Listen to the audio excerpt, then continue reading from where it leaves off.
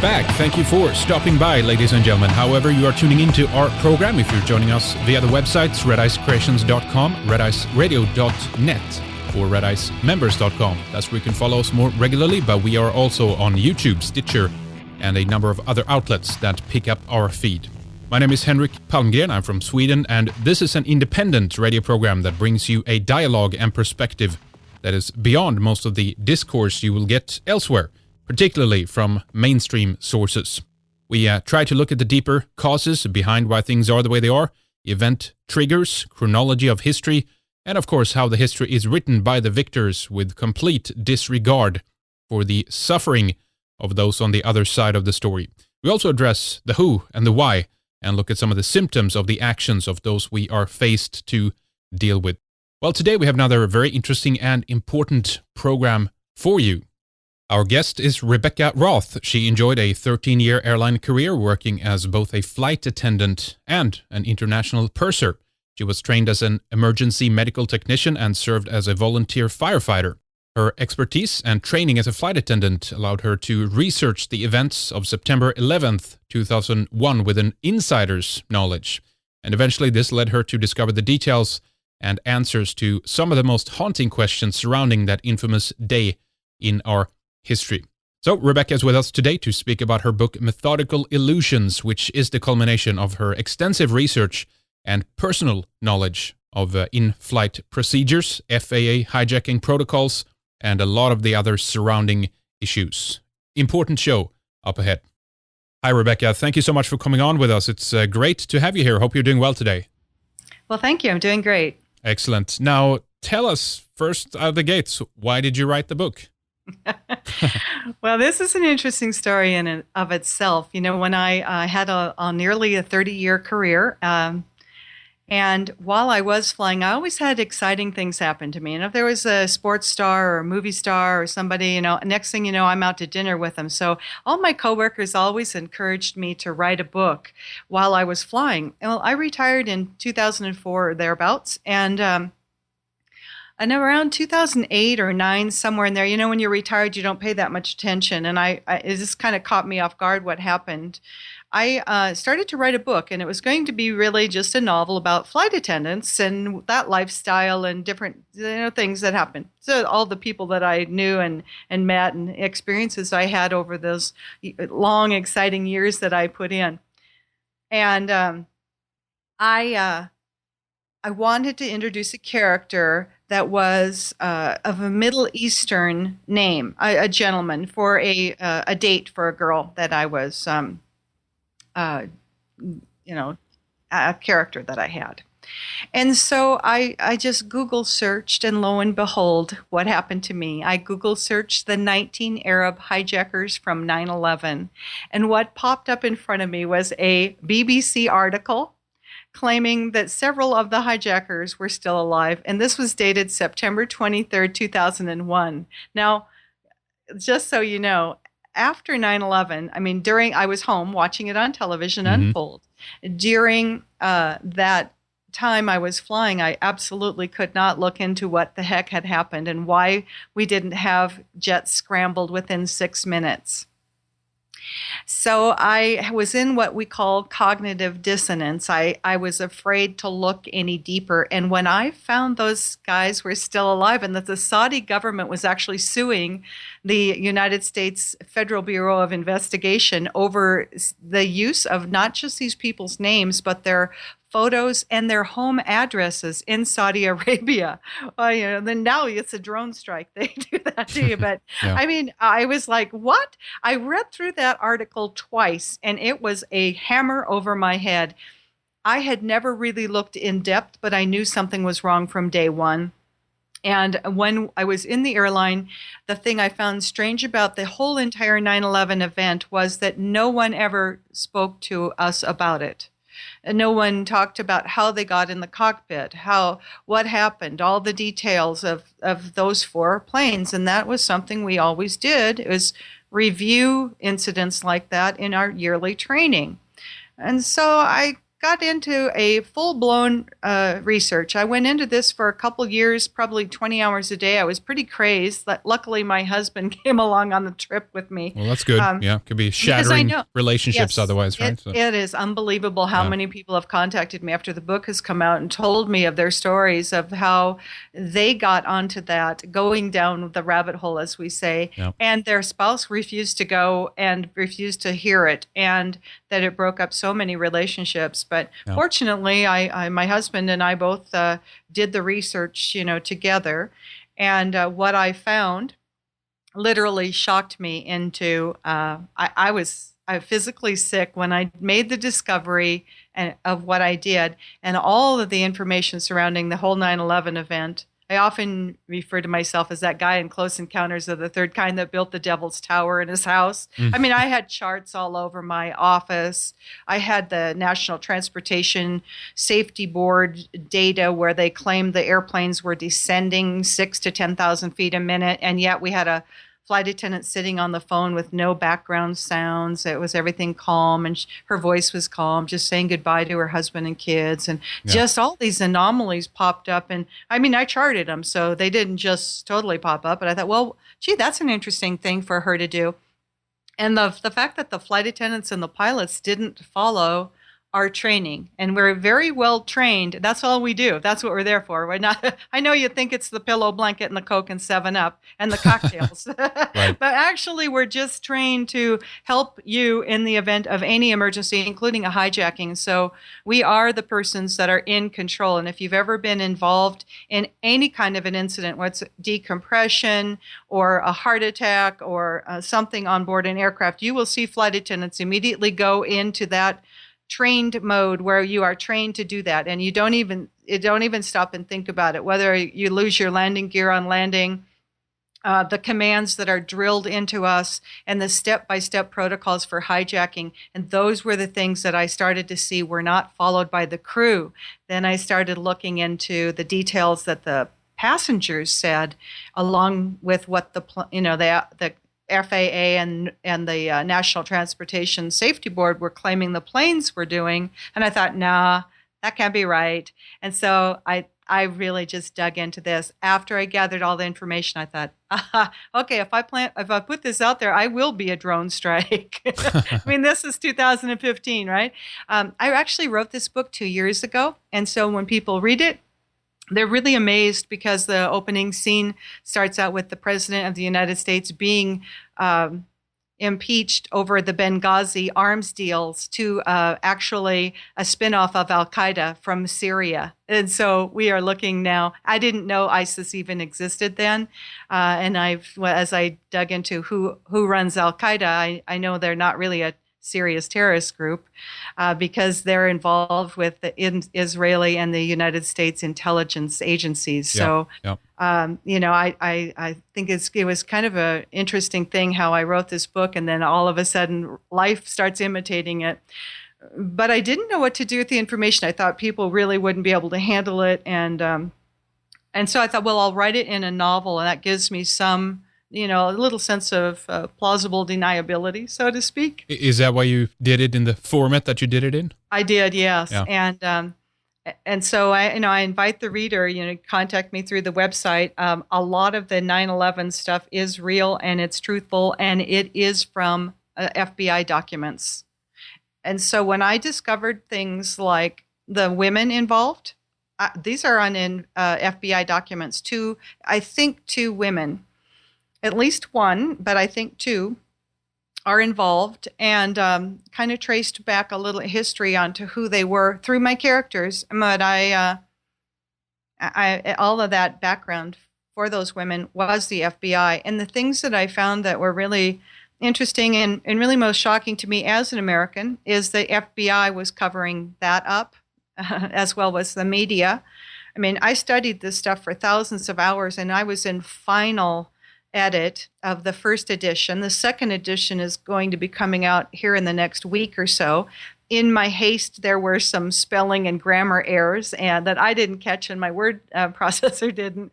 So I've got a second edition coming out where all my little mistakes have been corrected, and there's also a foreword by a United Airlines retired 767 pilot, and some really great endorsements from people that are involved in the 9/11 truth movement. So that's basically the only change, and then my spelling and grammar errors have been changed. But it's kind of exciting, the things that I found. And as I woke up from my cognitive dissonance and started researching, I realized that I was a typical American, or maybe a typical world citizen, that was getting my information from the media. And I didn't know about a gold heist, or I didn't know that Enron, Global Crossing, and WorldCom investigations were in the Building 7 that fell down later in the afternoon after not being hit by an aircraft. And a lot of people don't even know that Building 7 fell down, or that Building 4 and Building 6 were destroyed as well. That's right, yeah. And so I tried to make the whole 9/11 story be presented to the person who maybe is starting to doubt and question. See, in the United States, we've got these news people now that have just been busted and caught lying and creating fake stories. And these are news presenters. They are like Brian Williams, right? Yeah. And Bill O'Reilly, the same on Fox, and already Anderson Cooper, who apparently was once with the CIA. And it's interesting, too, as I've kind of been going through some of this stuff, as I've dug in, and I found how many photographers and reporters are actually with the CIA and have been for a long time. I read an interesting book called On the Trail of the Octopus by Lester Coleman. It's actually banned in the United States. You can find it on the internet in a PDF. But he basically was a DEA agent and a DIA agent for the United States government in Cyprus. And that whole book is basically around something else I found connected to the 9/11 issue, Pan Am 103, and the heroin coming out of the Middle East. Wow. And so that's a great book. I mean, I highly suggest if you want to read it. I read it in one night, so if you can, have yourself some nice strong coffee and read it online on your computer, you can easily do it. And it's very informative. It's interesting. And then also, he actually started out himself in intelligence work as a photographer, journalist of some sort. So it's very, very prevalent. So when you see people getting their heads cut off, supposedly, beheadings and that sort of thing from this new group called ISIS. For some reason, we find that ISIS just absolutely will not attack Israel. Yeah, very interesting. They're only attacking, Christians and Muslims, but they're only less than a 4-hour drive from Israel. So you got to wonder, and we've certainly left them with plenty of vehicles. And they have no problem getting the gas. Well, did you see the recent one about U.S. aid stamps were even on the they've been getting supplies, resources, weapons, ammunition, all kinds of stuff, so. Oh, yes. It's horrific. And I'm embarrassed, I have to tell you. I actually, once I got into really the deep research on 9/11, and it just keeps on going, I'm embarrassed to be an American at this point. Well, my husband and I are considering leaving. It's not your guys' fault. I mean, it's like blaming the regular English person for the colonial empire, what they did or whatever. It doesn't apply. It's a kind of a misdirected sense of guilt, I think. Sure, there is a responsibility of course, trying to deal with the situation and regain control of the government. That I admit to, but I don't think individual Americans should feel guilty for something that they both don't know and also has been covered up and lied about. Yeah, that's true. I don't feel as much personal guilt as I do embarrassment, I guess, on the world stage that, that our company, that was a Freudian slip. Our government is run by huge corporations, and they make money off war. And one of the things that I talk about in the Methodical illusion, and I talk about the New World Order, and I think a lot of people don't really understand the magnitude of what happened on 9/11. And when people say to me, well, why would you write about that, such an old subject? I mean, it was 14 years ago. Well, what happened with 9/11 was such an orchestrated and methodically created an illusion as what it was. And it was so methodically created, however, the creators of the event did not, unfortunately for them, use a flight attendant as a consultant. And had they done that, they wouldn't have got caught. But how I caught them and how I discovered where the aircraft and passengers and crews were taken and how it was done and how it was covered up was by my nearly 30-year airline training and experience. And so there were things that they just didn't know. And like I said, I mean, after I discovered all this, first off, I was in shock and I couldn't even continue writing. And then I thought, well, how am I going to deliver this? And would anybody care? Well, my book has been starting now the second month at the #1 position in historical fiction on Amazon in the United States. I don't know where, I haven't looked and see where it is in the UK or however it's done around the other parts of the world, but I know it's selling. And I've done autographed copies to lots of countries. I probably a dozen different countries.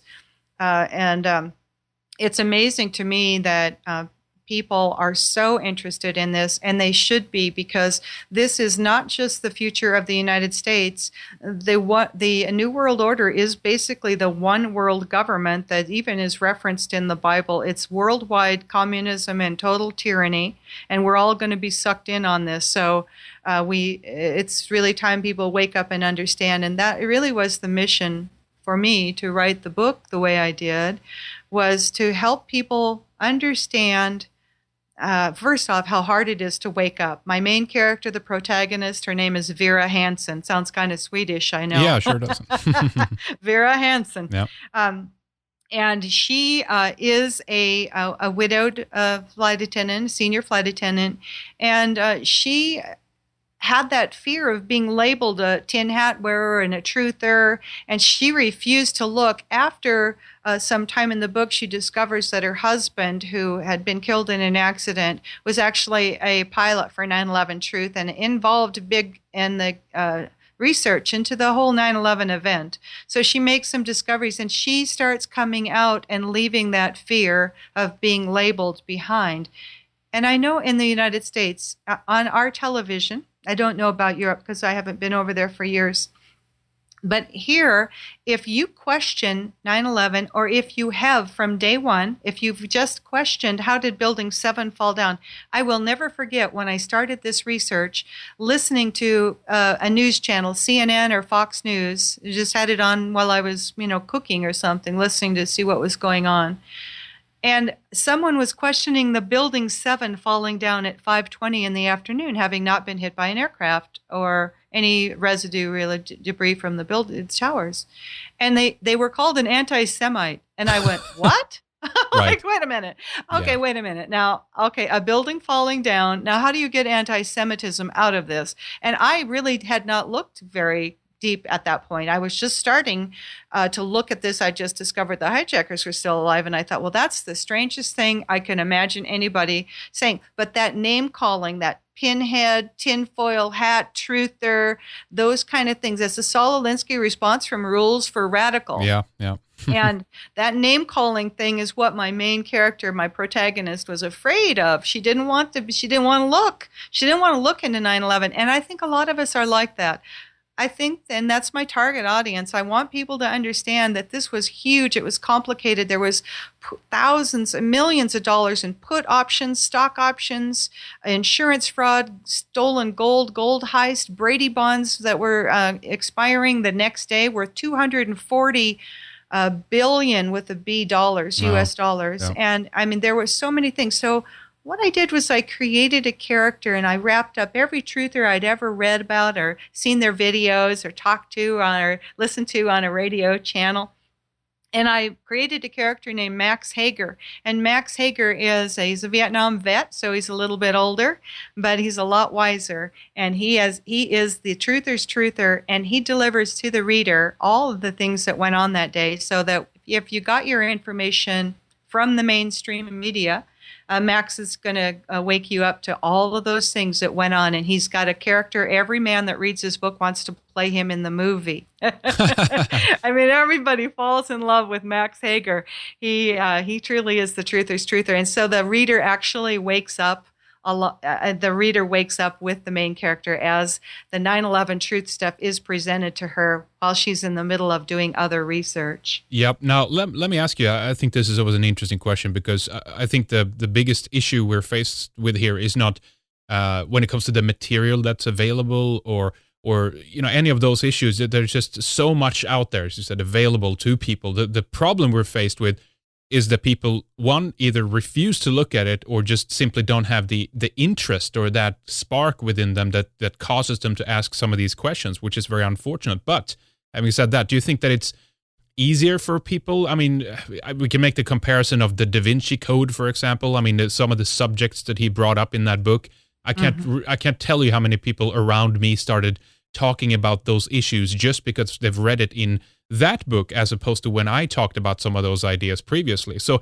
is it more of a psychologically perspective that this is much an easier way entry into these kinds of subjects, do you think, if it's fiction?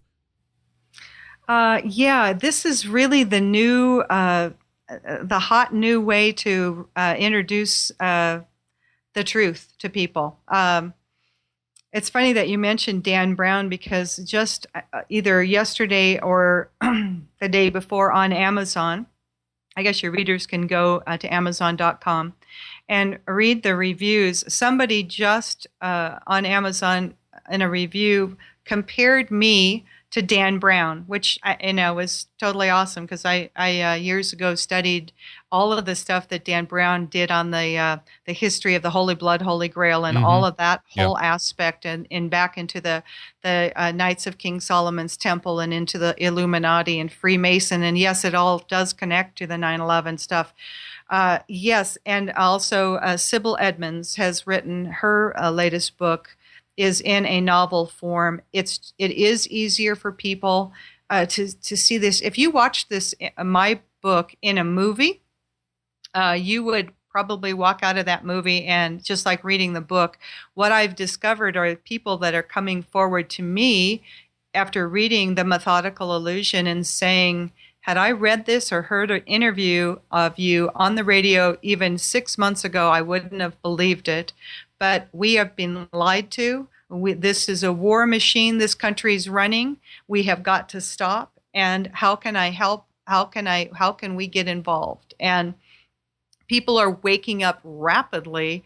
And if this is a tool that helps, then, so be it. I mean, this thing sat for 2 years in the corner of my room in about a 2-inch thick stack of manuscript, and I'd walk by it and think, oh man, people will hate this, but that's not what happened. If people are reading it, they're waking up and they're thanking me for speaking out. And a lot of people wonder why other airline people haven't come forward. Well, they have come forward to me since the book has come out, and a lot of United and American pilots, retired, and pilots that are still working are actually buying the book direct from the publisher in quantity to hand them out. So most of them have come forward and read the book and said, you have figured this out. This is the missing piece of the puzzle.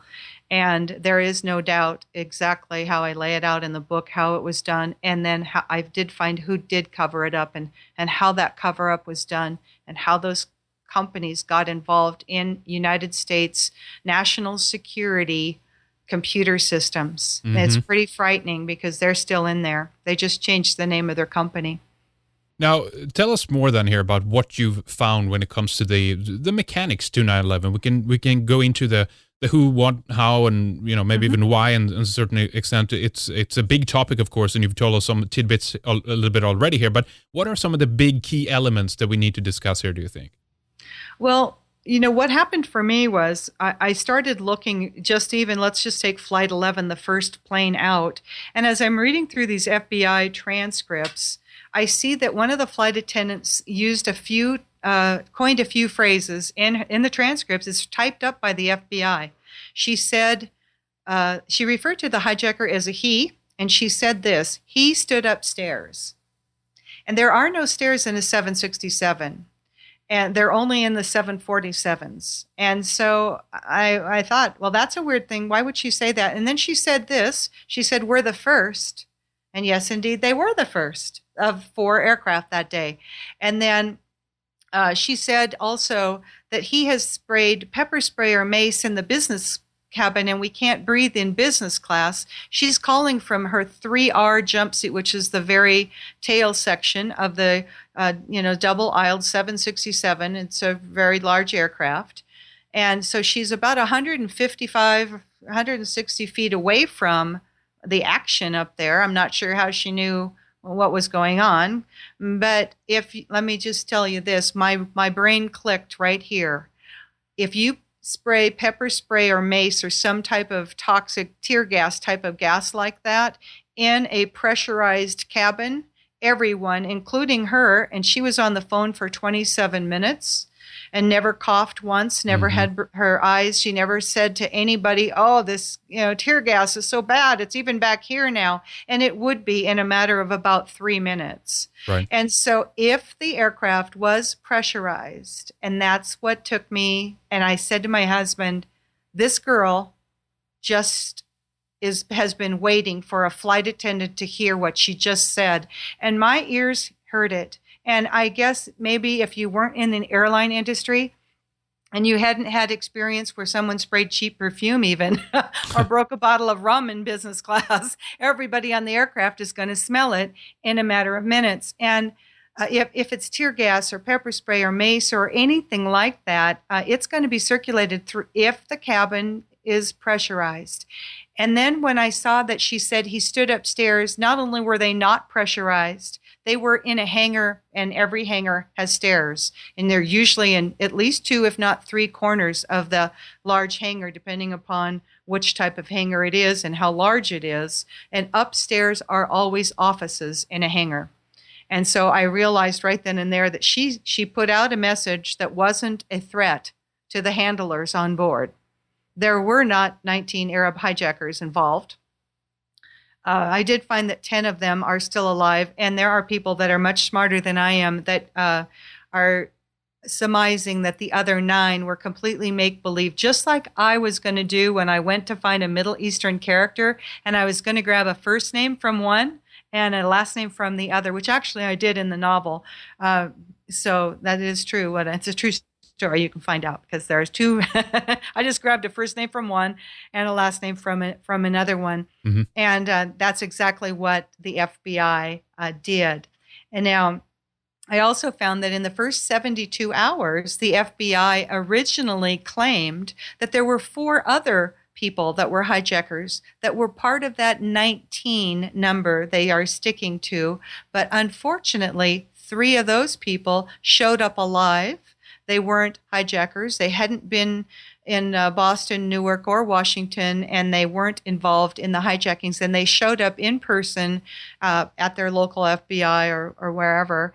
And one of them was an FAA aviation safety employee, even. And his brother, who the FBI claimed was on the passenger manifest in the first 72 hours after the event. The FBI claimed that these 4 people were there. 3 of them were alive, and one of them had been dead for a year. The FAA employee's brother had actually died in a small plane crash on September 11th, 2000. And so they actually quickly backpedaled, and a lot of people don't know that's written in a book by Paul Zaremka. And I found that really interesting as well. And that came out as I continued researching after The Methodical Illusion was written, because I can't stop now. I mean, I'm digging into some details now that are just phenomenal. And I have a terabyte of information from the Freedom of Information Act to go through, and just my own research and people that I believe were quote unquote handlers and were actually involved that day. Right. So the things that popped up for me were like the pressurized cabin, the stairs, and then also on Flight 11, the 2 flight attendants were giving completely conflicting reports. One of them made a mistake that no flight attendant would ever make, ever. If your life depended upon this, you would never make this mistake. No flight attendant in the entire world would claim that an innocent passenger is the hijacker. And both of the flight attendants on Flight 11 referred to only one man, singular male, as a he, as the hijacker, until later on, then Amy Sweeney cooked up with, I don't know, she used a different number, 3 or 5 or something. But originally she called in and she said the hijacker was in 9B. seated in 9B in business class. Later on, she called back and said, I made a mistake. The hijacker was in 10B. 9B had been killed or had been injured, and then later on killed. Well, I looked into who 9B was because I thought, well, that's a weird thing because, listen, in the event of a hijacking, what would happen is we'll land the aircraft somewhere and some SWAT team, Navy SEALs or some FBI SWAT team, police SWAT team, somebody will liberate that aircraft. And if I told them that you were the hijacker and you really weren't, you probably wouldn't live to Right. to rebut my accusation. So it's not a mistake a flight attendant would make claiming that someone was a hijacker that wasn't. And so what I looked into about this passenger in 9B, I found very fascinating. He was actually a trained assassin for a foreign intelligence agency. He was also trained in anti-hijacking procedures and in hostage rescue. Those were his three specialties. He was involved in something that's called the Sayeret Matkal, which is a special forces unit of the Israeli Defense Forces, Mossad. Wow. And so we are led to believe that this man, I did a little research on him. It's really interesting because some of the stolen passports actually came from his hometown in the United States. He lived in Denver until he was 14, moved to Israel. When he was 18, he, of course, had to serve in the military, the Israeli Defense Forces, where they pulled him for the special operations Sayeret Matkal. I found this Sayeret Matkal very interesting because there's a couple other big players in the world stage that were also trained assassins. One of them just was at the United States Congress, Bibi Netanyahu. He's also a member of the Sayeret Matkal. And so was a gentleman who was, if you'll remember, on 9/11, he was in New York City the night before, and then he was in the BBC studios. He's the man who coined the phrase war on terror and was one of the very first individuals to tell the whole world that, in fact, this was done by Osama bin Laden from a cave in Afghanistan. Yep. And his name is Ehud Barak. He is also Sayeret Matkal, which means that these people are trained assassins. They are trained to kill people. And so we're led to believe, now I looked up a little bit about this 9B guy that we're supposed to believe was killed. He was fluent in English, Hebrew, and Arabic. So now we're led to believe that the people sitting behind him, the two hijackers who were planning the 9/11 event, this is the biggest event since Pearl Harbor. This actually was coined to the planners who planned it. They called it the new Pearl Harbor. Yep. And it really, truly was. So here these two supposed hijackers are sitting in row 10A and B having a conversation right behind this guy's ears, not 2 feet behind his ears, is speaking in Arabic about their plan to take over the aircraft. He can hear them, and for no reason, they decide to jump up and stab him with a box cutter. If you can believe that, you're still under the veil. If you can start to wake up and see what nonsense that is, this character 9B, his friends in Israel, in the IDF, they said about him he could kill any human being with a pen and a credit card. And he was a businessman traveling, and he surely had a pen and a credit card on him. And if he was listening to these Arabs planning to hijack the aircraft, then you can figure out why he didn't do something about it and allowed himself to be killed. But originally, remember, he was pointed out by an American flight attendant on Flight 11 as the hijacker. And I believe, in fact, he was a handler, most likely. Now, let me ask you a bit more about the flight attendants and their part in this, then, if they knew what was going on. Because one thing that always comes up with me when we talk about these false flags and sting operations and people are dragged into things, sometimes knowingly, sometimes not, they don't know what's going on, etc. But in this case, I'm always curious as to why do you think some of these mistakes? Were they made at the time and they were not intended to be made, but there you go, there they are? Or is there another reason for that? Well, here's what I've had lots of people from American Airlines come forward and talk to me on the phone and through emails. And most of them knew the crew members involved, both the pilots and the flight attendants. And this is what we've came up with. Remember, on 9/11, there were several military war games going on that day with the U.S. military. Yeah. And we believe that what more than likely happened, there were not Arab hijackers on any of the manifests. So The real manifest, not the cooked up, made up stuff that the FBI's been lying about, but the real manifest didn't have Arab names on them. Those hijackers were not listed as passengers. So the handlers that came on, we believe, and I'll tell you in a little bit how the planes were taken over remotely, what was used to do that. Yeah. The aircraft were actually equipped with, well, let me just tell you that right now, because the aircraft were actually equipped with a device that was sold to some commercial carriers in the United States, not all of them.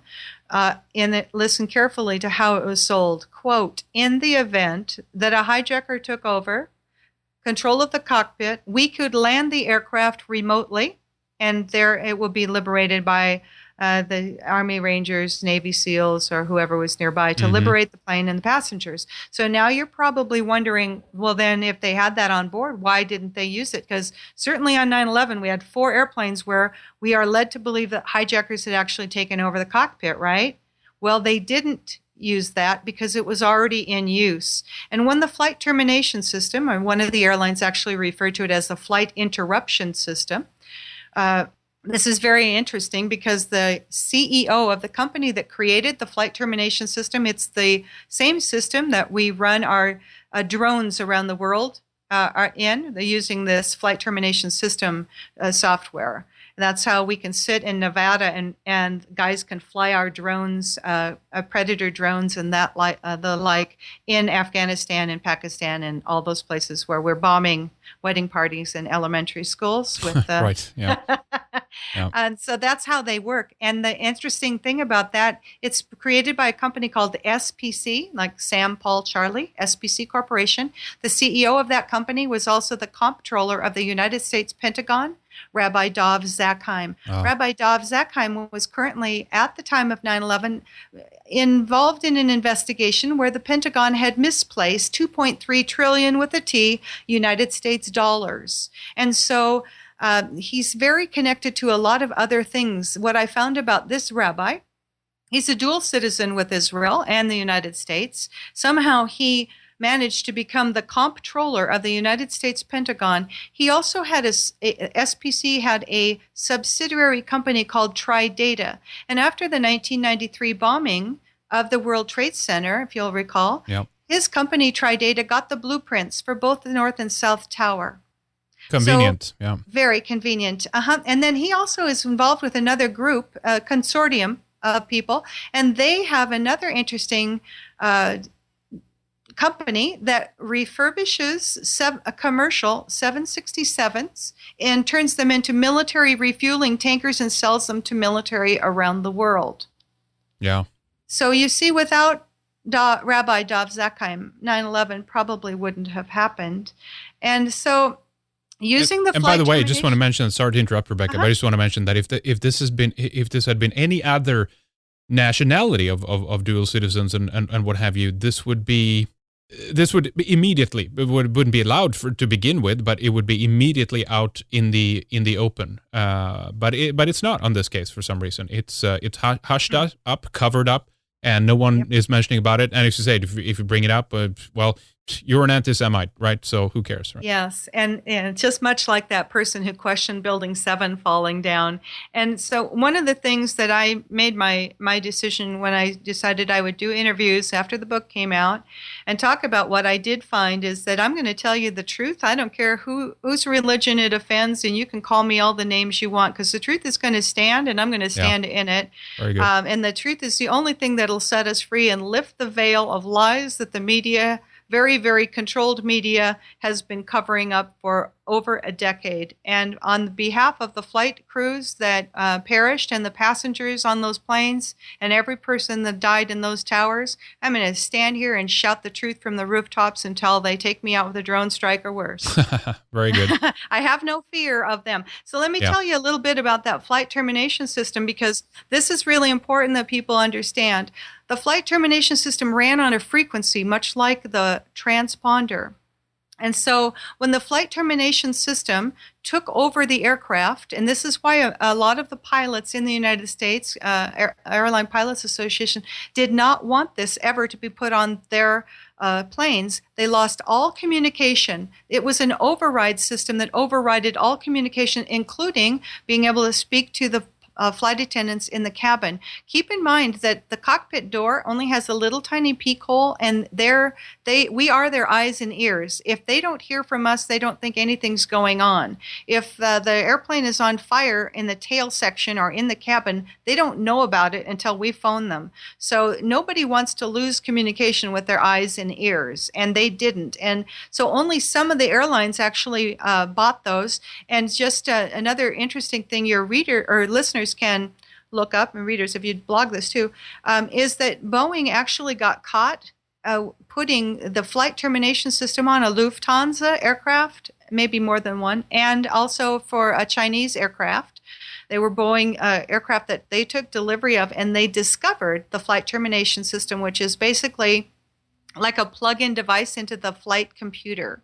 And that flight computer sits between the captain and the co-pilot on the floor. So it's a very easy, I say it's about as easy as putting a USB port in your laptops. That's how easy it is. It's not something. And so they actually, when they discovered that, they sued the Boeing company, because that meant that anybody sitting in the United States could actually key in to an aircraft. And now I bet you're thinking about MH370. Sure. Yeah. Because everyone's mind goes there, because mine did. And by the way, MH370 had just enough fuel on board to go to Diego Garcia, which is a big drone base. And these aircraft can be taken over by an AWAC aircraft, or just about anybody that's running a drone base out of Diego Garcia could have done that. The 7th Fleet was in a drill that day in the South China Sea as well. So pretty sure that's what happened. There were some people on board that had some information that somebody's government wanted, whether it was us or Israel or the UK. It's a joint drone base, actually, with the United States and Great Britain. It's Diego Garcia. Yeah.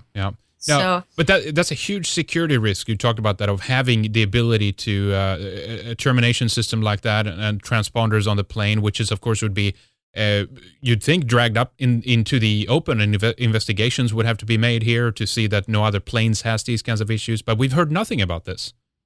Yeah, it's interesting. I mean, the companies that bought into it did so willingly, because they were sold, in the event that a hijacker took over the cockpit, we can land the plane remotely.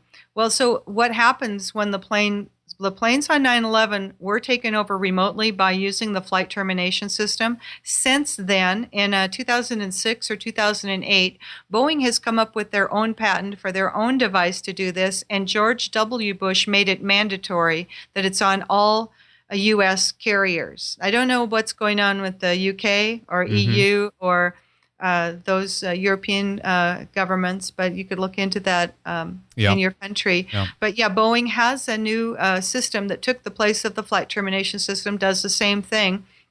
And I'm being told that eventually air traffic controllers will be able to control the aircraft and land them somewhere from the actual air traffic control centers. My question was, when they said we can remotely land the aircraft, I said, who are we? Yeah. Right? I never got an answer to that. Well, who would we be? Because we are, who are those people that could actually land the aircraft? Well, I think we figured it out on 9/11. So what we have here on 9/11, again, one of the first things that Betty Ong from she's the flight attendant from Flight 11, said is, we can't call the cockpit. We can't communicate with the cockpit. And that, again, showed me that the flight termination system had taken over. When it does that, the air traffic controllers lose the transponder on radar. Why is that? It takes over the same frequency that the transponder uses. Okay. And it also, it sort of piggybacks over all communication systems. So the pilots cannot communicate with the company, the air traffic control, or other airplanes using any radio frequency that they have. So that's basically what was going on. And one of the reasons the flight attendants, including Betty Ong, who said, I don't know, but we might be being hijacked. When there's a hijacker on board, you know it. he's usually standing in the aisle, and he's usually with a flight attendant that he's got, a box cutter, a knife, or a gun, or a bomb, or something. Right. And he's making a demand. Yeah. I want X, Y, and Z to happen. And so there is no doubt. And when she said, I don't know, that told me a lot. And then it told me also that it wasn't a typical hijacking. We might be being hijacked is exactly what she said. And so, again, I heard her tell me a clue that she didn't know. And if you are in a hijacking, you know about it. And there was something else that I found later on, and Betty Ong said this as well, but a lot of the callers did. They said, we're in the air. And I think that they said that because, of course, a hijacking only takes place in the air. If somebody came on board when you were at the terminal, on the tarmac, at the gate area, or even taxiing out and said, I want to hijack this airplane, I want blah, blah, blah, you just blow a chute and get all the people out. And so there is no hijacking on the ground. Of course, hijacking only takes place in the air. And the fact that she said that, it made me realize that a lot of the other callers were saying that too. And they were trying to convince us that they were, in fact, in the air when they were in a hangar. And so they were knowingly saying this, and they were talking, they knew that they were, yes. So that means, that implies, of course, that they're part of it. And then back to my original question on that, why make these mistakes along the way? I forgot to answer your original question. No problem. Yes, and what we believe, and collectively, and we, the American flight attendants and pilots that have come forward, we've had some great chats about this. We believe that the handlers told the pilots and the flight attendant crew that they were part of a training drill. And that you'll notice that until you get to Flight 93, just 2 people were taken off each aircraft. And I believe they were removed. And when Betty Ong says there was pepper spray or mace sprayed, there was some other gas sprayed. And I think when they removed the people to make the phone calls, which was 2 off of each aircraft until Flight 93, they were taken upstairs to an office, and that Betty Ong and Amy Sweeney were actually sitting in different rooms. And that's why one was saying that a doctor and a nurse were tending to 9B who had been stabbed, and the other one was saying there was no doctor or nurse on board. And so there were so many things about those 2 flight attendants, because they were flight attendants and because they didn't say the most important thing that they could have said had they made a phone call, and that would have been how somebody got into the cockpit, because that's what we would have prevented and fixed in the future. And that's how the FAA functioned. If you got in by kicking the doorknob in, then that would be the important thing for them to say. And if you got in by, using a credit card to, swipe the is that even possible? The lock or something. There has to be a method. How did they get in? How they got into the cockpit was really the only important information, and neither one of them gave that information. They gave us that 9B was the hijacker. Then they gave us that 9B was stabbed, and then they said conflicting things. And they also said Betty Ong said she was seated at the jump seat in 3R. Amy Sweeney said they were seated together in the second to the last row in coach. And so their messages were completely conflicting, which made me realize that they had been removed from the aircraft. And when they removed the 2 callers that were necessary to make phone calls, because without the phone calls, we wouldn't have any wars going on right now. The phone calls were the most important for the perpetrators of this event. And so the things that they said, now, I've been around for a long time. I was a flight attendant for almost 30 years and a purser. And when I flew out of places like Amsterdam, which was a big hub from Europe and the rest of the world into the United States. Schiphol, right, in Amsterdam? Yes, yeah. Exactly. And we'd often have, more than 60 languages being spoken. And one of the terminologies that both the passengers and the flight attendants said was they used the terminology, the hijackers were of Middle Eastern descent, and nobody talks like that. No. And I was like, okay, they're reading this, or they were told what to say. And so I think what happened is, to answer your question, that the aircraft were brought into these hangars at this area. The handlers picked you and you, which in this case was on Flight 11, the 2 flight attendants, you and you, come with me. The gas that they referred to, that, she never had neither one of them had a breathing problem in a 27-minute phone call. And gas being sprayed in business class was one of the very first things Betty Ong reported at about 8:19, at the very first minute of her call.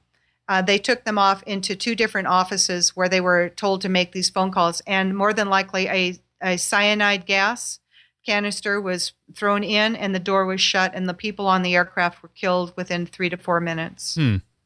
So the flight attendants possibly could have been threatened. You say Yes. this, etc. Right? Yeah, well, I think what they were told was it's a drill, and then we want you to come and make some phone calls. They pulled them into the offices, and at that point, they were probably a gunshot. Right. They were definitely taken out. They were not part of this. I can't find any.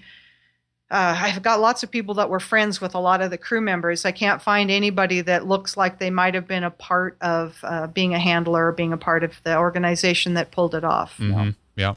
So, but we think the only reason that the pilots, because you see all 8 of the pilots were highly trained fighter pilots, military pilots, and they are trained to, and what we do, when we put our uniform on, we're there for one thing, that's to keep you safe. Whether we're pilot or flight attendant, we change from being a mom and a sister and the lady next door to being one kick-ass protector of our plane and our passengers. And that's what we do. That's what we drill to do. That's what we are. And the fact that the scenarios that led later on into like Flight 93 were led to believe that the flight attendants did nothing, and that they allowed a group of men, by the way, all of those men, the Let's Roll character and the other guys, they all were sitting in different rows of coach talking on the phone up until the minute they claimed the scenario goes that they were going to take over the plane by rushing the cockpit with hot water and coffee pots full of hot water. Well, let me just say this. One, no flight attendant group crew would ever give control in any emergency to untrained passengers. That's what we trained for. We had specific protocols to follow. And somehow they would also be able to organize in this way across sitting far from each other. And so that's exactly. ridiculous. All of them, by the way, were on the phone up until 1 minute before this supposed rush the cockpit. Right. Number 2, the aircraft between the captain and the co-pilot is a 2x2, about 2x2 foot square box, which is the onboard flight computer, what that flight termination system would be plugged into. Mm-hmm. And it is water sensitive, much like a laptop keyboard. And so when we would hand the captain a cup of coffee, for example, we would have to hand it off over his left shoulder and tell him it's coming in. We would just say, Captain, your beverage is coming over your left shoulder, where he would turn around and grab it. If we put it over that computer and handed a drink or a beverage, and he turned around and hit it with the elbow, or we hit some turbulence and even a tablespoon of liquid bounced onto that computer, then it would not be a pretty picture. So it's something that all flight attendants are trained not to do. And so the fact that we are led to believe that 5 flight attendants on a 757 would allow 4 men, passengers that didn't even know each other, to rush into the cockpit, somehow break the door down, and take 4 pots of hot water or coffee in there over that computer is nonsense. It's just complete, total nonsense. So these are the kind of things that I saw. Yeah. And then as I got in there, and now this leads us to these companies. What happens when the flight termination system takes over? And I told you the transponder, this is how the FAA and air traffic control see the plane in the sky. They see that it's American 11. They see the altitude. They see the speed. They see all these different things on these radar screens. Well, as I dug into this, I've discovered there were 2 companies that were in the FAA headquarters in Washington, D.C. for 2 years leading up to 9/11. And one of them was called P-Tech. That's right. And one of them was called the MITRE, M-I-T-R-E. And interesting things that I'm still discovering to this day about both of those companies. But they were able to, and what they were doing, they were actually there to make things appear and disappear on radar for the war games that were going on that day, so that FAA could not see what NORAD showed on their military jets and the NORAD military radar. So they could simulate it. So basically what was shown to those who are looking at the screens, they think it's real. They think, that this is what's going on, and they're simply reporting on what they see, correct? That's correct. Yeah. And so that they were able to, once the flight termination system took over these 4 aircraft, they were able to not only make them completely disappear off the screens, but they were able to replace them with a fake scenario of what they wanted you to believe those planes did after they were landed remotely. Mm-hmm. And so they have a scenario created, which they just uploaded into the computer system. And then later on, they showed you, well, these are the flight paths those planes took. And they even made animated GIF type photos of, you could see the planes moving. And they claimed that Flight 11 and Flight 175 were in a near miss, nearly a collision down by Stewart Air Force Base. But one of the things that's happened since the book came out is I've been privy to and given an external hard drive with a terabyte of FAA and NORAD information, and their official story, it does not exist on radar in text format. So those aircraft actually were not anywhere near Stewart Air Force Base at that time they were claiming. So we're finding some really interesting things, and I'm hoping that it's enough to get the attention of some really big people. Maybe my drone strike. Actually, I'm not the only person. I'm working with a group of people, so they can't silence it by taking me out. That's why you want to get it out, right, as much as possible. Exactly. And just put it on a podcast so it can be played over and over again. I can't keep talking. Yeah. But so what I discovered were these companies, and interestingly enough, that after I did the book, I still kept diving into who the handlers on board might have been. And so I'm looking into those details of those phone calls.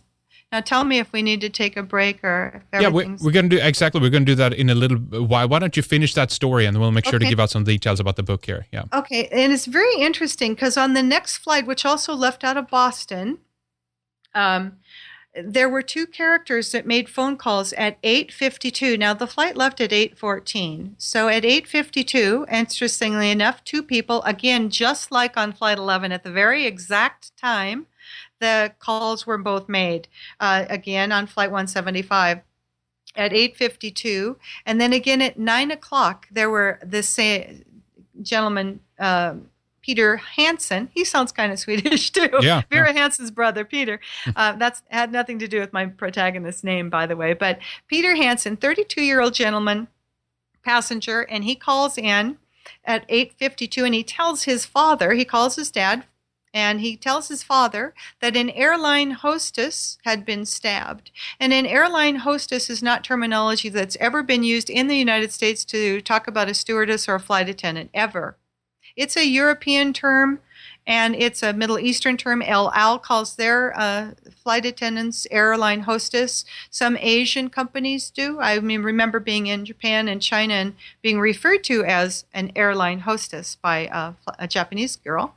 But it's not an American terminology. We were stewardesses until 1968.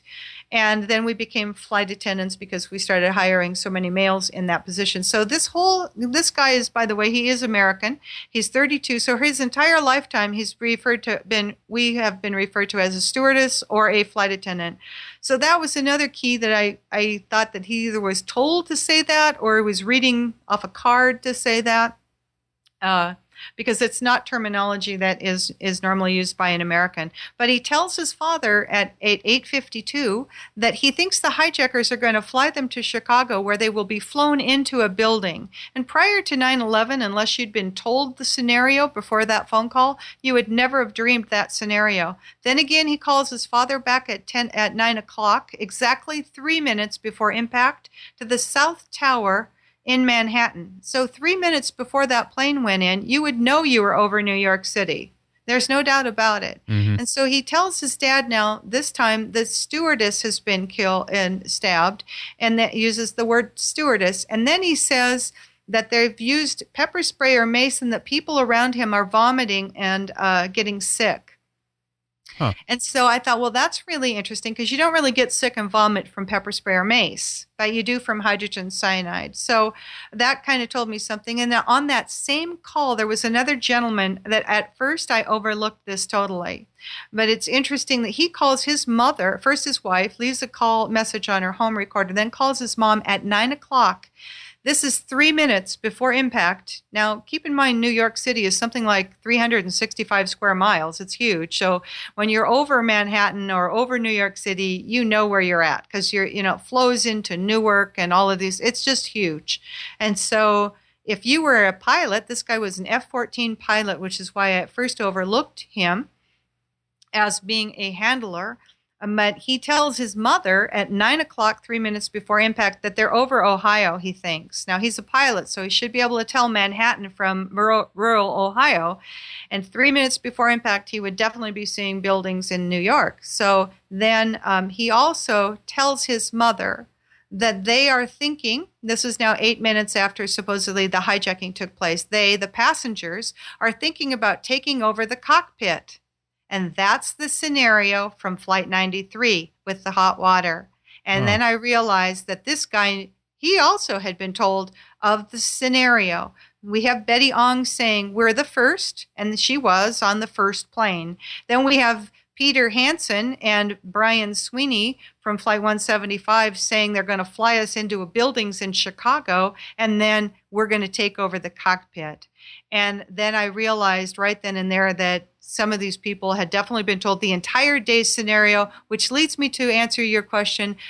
The people that made these phone calls were told, and the passengers and crew were told they were part of a drill, and this was the scenario, and they laid it out for them, and that's the only way they knew those details. However, as I kept digging into Brian Sweeney, his friends in Miramar, Top Gun, he's a Top Gun fighter pilot, F-14 fighter pilot, all of his friends, much like 9B, all of his friends said he was 6'2", 225 pounds. He could kill any human being with his bare hands.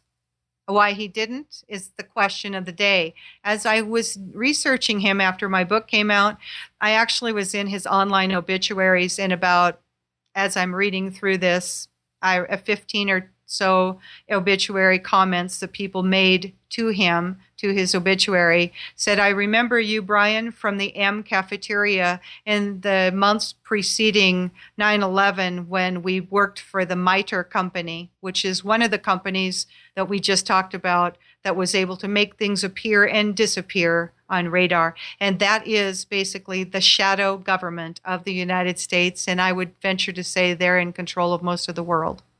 Well, it's a huge story here, of course, very important, and I have just so many more questions for you, Rebekah. But I want to make sure, of course, first here that we that you give us the story first and explain to our audience so they know what you've found. And of course, we're going to pick this up here in a little bit. We'll take a break shortly here and just continue on the story, and I'll ask more questions for you then as well. But before we take a short break here, let's just give out the details here about the book, of course, for people who want to read more and follow along in this very interesting, it's a historical fiction, but again, it's based on what Rebekah really has found.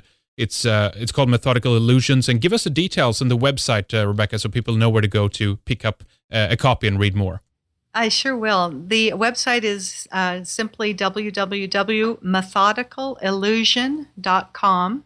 And there you can do a look inside and read the first almost 3 chapters of the book. You can purchase it on Amazon or through any bookstore that can order a book for you. It's in the Ingram list, so it takes about 5 to 7 days to order it if you have a local bookstore you like to visit. It's available on Amazon and in softback.